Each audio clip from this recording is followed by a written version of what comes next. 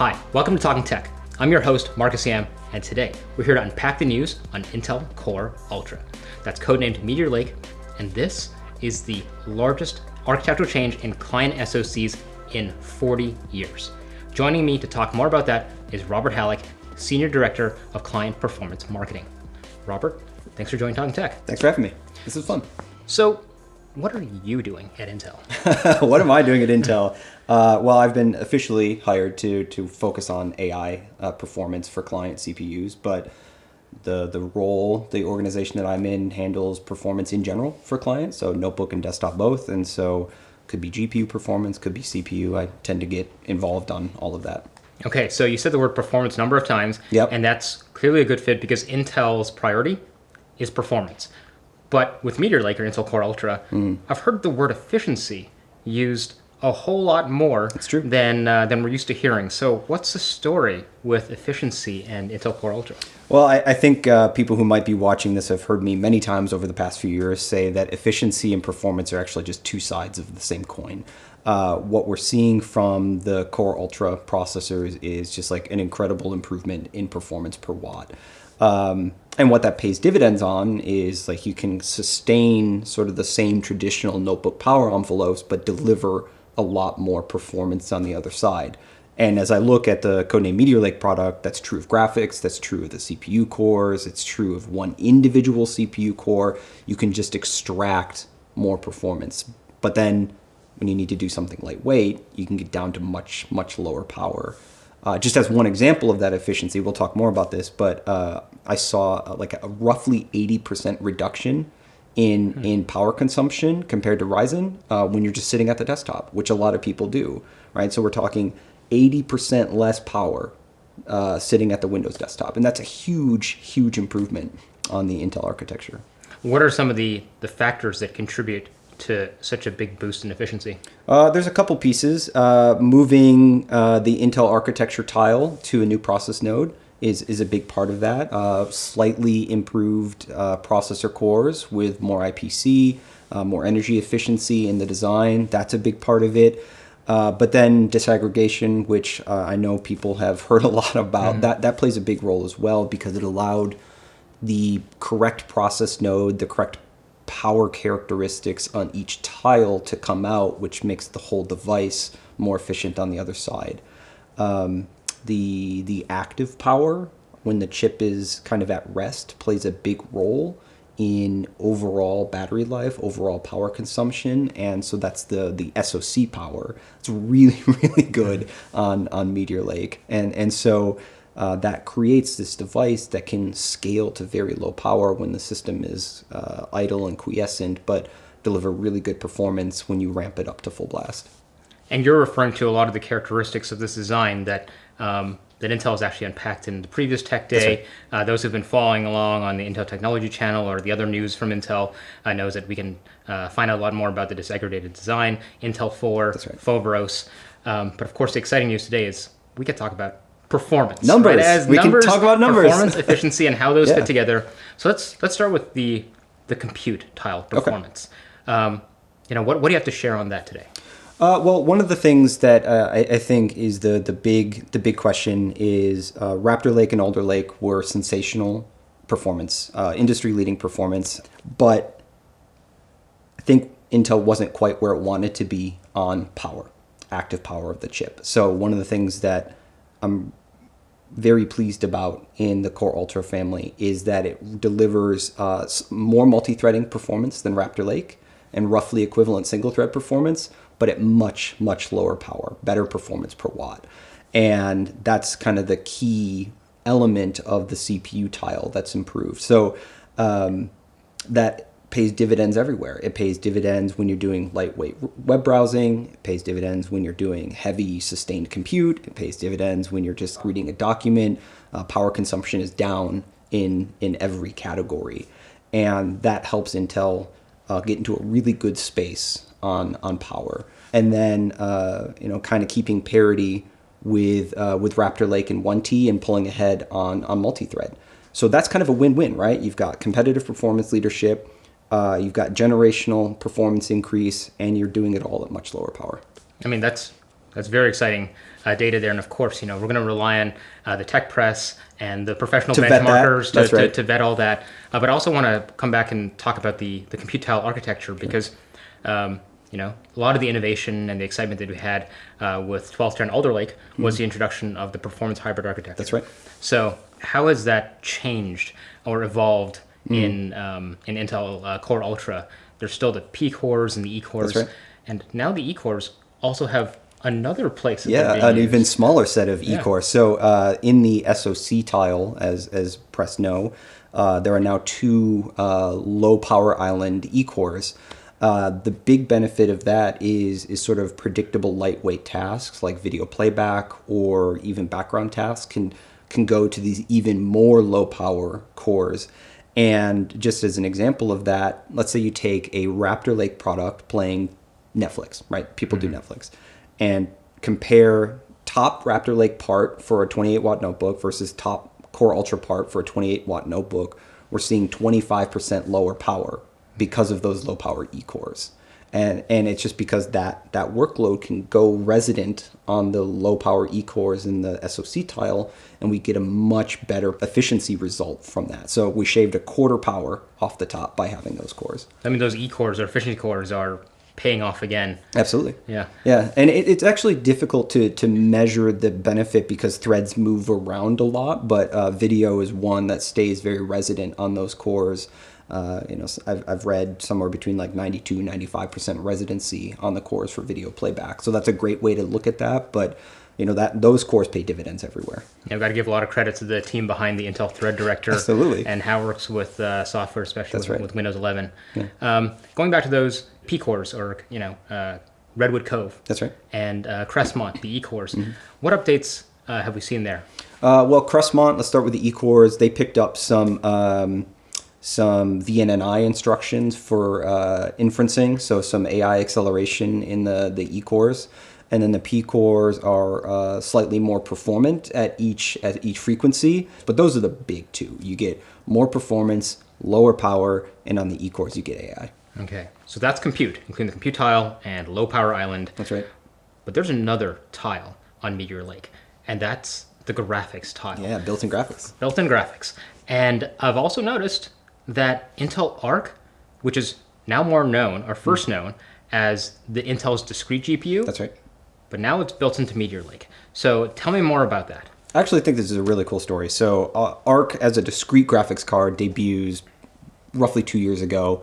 And fast forward to now, got that same technology, that Arc graphics, built right into the CPU. So we're talking 28 watt CPUs here, and AMD has their Ryzen 7000 series, of course. No disrespect to them. They have a great graphics core too, but ours is better.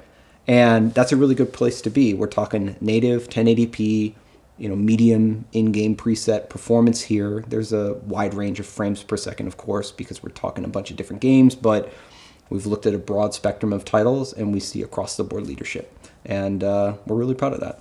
Now, how should people be thinking about the relationship? Because I know, I peeped the SKU table a little bit earlier. Yep. So some of these Meteor Lake CPUs will have Arc, whereas other ones will have Intel graphics. That's right. What is the relationship between how someone should think about Intel Arc discrete graphics and the built-in Arc graphics? Well, it's the same fundamental building block, same IP, right? So features that come into the graphics driver for discrete Arc, you'll be able to use those features like XeSS on the built-in graphics too, or you can use endurance gaming or frame pacing to get longer battery life or more consistent frame times. These are all benefits that apply equally to standalone graphics or the built-in on Core Ultra. In terms of getting that graphics chip, there's really two forms of the Meteor Lake product. There's Core Ultra, the H, and the Core Ultra U parts, and it's the H parts with Arc graphics. So if you see Intel Core Ultra 7, 165H, you see that H at the end, that's an Arc part if it has dual channel memory in the system. And then U will be just the standard integrated built-in graphics. And I want to touch another point in a little bit more detail, is that all the remarkable progress that the Intel software engineers have made on the Intel Arc discrete GPU drivers, are those same benefits talking about performance XeSS, are those also going to be available on Intel Arc? That's right. That's the beauty of doing this integration and spending the time to get it right. Like, you can essentially develop a shared driver, shared code base, shared feature base, and so it doesn't really matter which Arc you have, be it a PCI Express card or the built-in graphics core. You get the same benefits, same features on both sides. So this thin and light segment isn't typically one that that gamers really look at as True. the first thing for their dedicated gaming true. machine. So can you talk a little bit about performance, what people should expect should they want to do some gaming on their Meteor Lake system? Yeah, I think I'm a perfect use case of this. I only have one notebook. It's my work notebook, and it is a 28-watt system. So I think the reality is a lot of people are in that situation and want to play some game, sometime, somewhere, and the notebook that they have better be able to do that. And I'm not going to say that Core Ultra is a gaming CPU. It's not. There are other choices for that, but it can play a game and it can do it well. We're seeing very, very playable frame rates on a broad spectrum of games at 1080p, medium in-game quality preset, talking 40, 50, 60, 100 frames a second. I've seen games that are upwards of 150 frames a second, and that's all in the notebook. And I think that's a really nice experience to have. There are lots of ultra-thin CPU choices in the market from other vendors, but not all of them can do that. Not all of them can do the great CPU performance and the low power and the graphics. It's rare to find that combination in the industry, and Core Ultra delivers that. And of course, with XeSS, those resolutions, you get a little bit of extra sampling bump on that. Well, that's a good point. Like, the performance I'm talking about is just native 1080p, not even layering XeSS on top, which is another, I've seen upwards of 40% performance improvement from XeSS on top, sometimes more. And so the quality is really good. It's easy to turn on, but we're just talking 1080p native. The graphics is really strong. Okay. So you mentioned earlier that you're brought on to look over some of the AI performance side of things, and it's pretty rare that I can hear anyone at Intel talk about Intel Core Ultra without hearing AI PC. Yeah, that's true. So what's an AI PC? How are these things fitting together? And I'm going to ask you soon, how do we measure performance of AI on a device like this? Well, I guess at a fundamental level, an AI PC is simply a computer that has dedicated hardware to run AI workloads. It's not that old hardware couldn't do it. Like, you can run an AI workload on a couple-year-old CPU, but it takes forever. And this is one part performance and one part efficiency, like we were talking about earlier. Having these AI engines allows you to deliver a much faster runtime for the application, but also drive to lower power, both in watts and in total joules consumed for the time. How do you measure AI? Well, it's actually pretty conventional. A lot of the applications that are early AI are content creation. So we're talking time to complete, maybe some of the synthetic benchmarks put out a composite score at the end, but it looks very traditional in terms of benchmarking. We just now have different algorithms that we're running to do the benchmarking. Performance is really solid. It's easier to just put that on screen, so we'll do that. We'll show some numbers on the screen, but in general, one of the things I say we can take away is that Core Ultra is showing really robust compatibility. Some of the competing vendors aren't able to run all the workloads that we've been looking at. Pretty key ones like Adobe Premiere or even the UL Procyon benchmark. We're the only one that has thoroughly running every single one of those tests. Our competitors have stumbled in some of those subtests or in some of those workloads. So, one of the important points I'd want to leave people with is it's not enough to have an AI accelerator. You also need to do the software work on the back end to make sure the stuff runs correctly on that accelerator. It's a lot like gaming, actually. And Core Ultra has a really good showing in the compatibility department. The will it run or not question is a big one in AI because it's so new, and Core Ultra looks really good. So not just looking at performance, can it do the work? Yeah. But it's also how usable it is. Because I think right now it's, we've had graphics benchmarks, we've had general compute benchmarks for so long. That's but right. looking here now, it looks like compatibility, as you've mentioned, is another big factor of can people actually make use of these AI features and actually use the accelerator. That's right. Well, AI is it's actually a lot more like gaming than anything else. You've got a vector math accelerator, just like a GPU. Instead of graphics APIs, you have models and runtimes. You have software work that needs to be done to enable those models or those APIs. It's very graphics-like, and you even have teraflops for the GPU, TOPS for the NPU, and it's just interesting how this industry moves in repetitive cycles, and it looks very graphics-like. So, if you think about gaming, you have some GPUs that run certain game engines better than others. You launch a new game, maybe it doesn't run on some GPU because they haven't done the driver update, right? That's compatibility stuff. And AI is no different.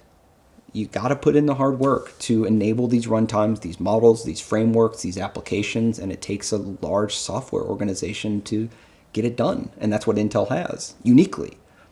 By far the biggest. Oh yeah, tens of thousands of software engineers at Intel, traditionally known as a silicon and hardware company. That's right. Yeah, Intel in many ways is a software company, not a hardware company, and that's critical for AI. And that's why you see these compatibility things coming to the surface, because Intel has put in the hard work to make sure these things run correctly, and other vendors maybe haven't gotten there yet. So we've covered compute. That's right. We've covered GPU, and we've covered the NPU, or AI.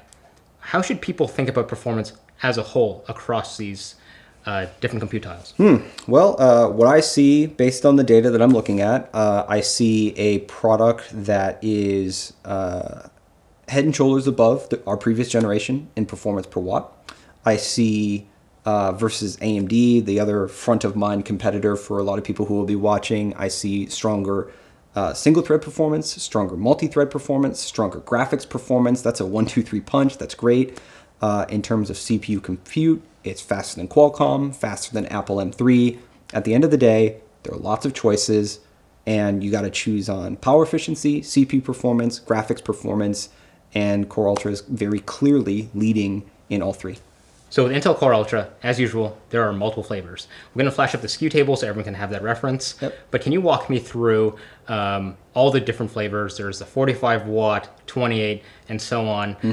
Just help me understand, which parts go where, what the capabilities of each are, and how people should be thinking about that. Sure. So the 28 watt H class, that'll be kind of the bulk of the market for the high performance. So you get the built-in ARC graphics, you get all the CPU performance we've been talking about today, you get the AI performance we've been talking about.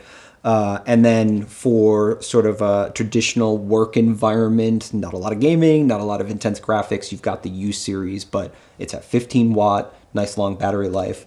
And then you mentioned the 45, that's a 45 watt H. There's also a 9 watt U.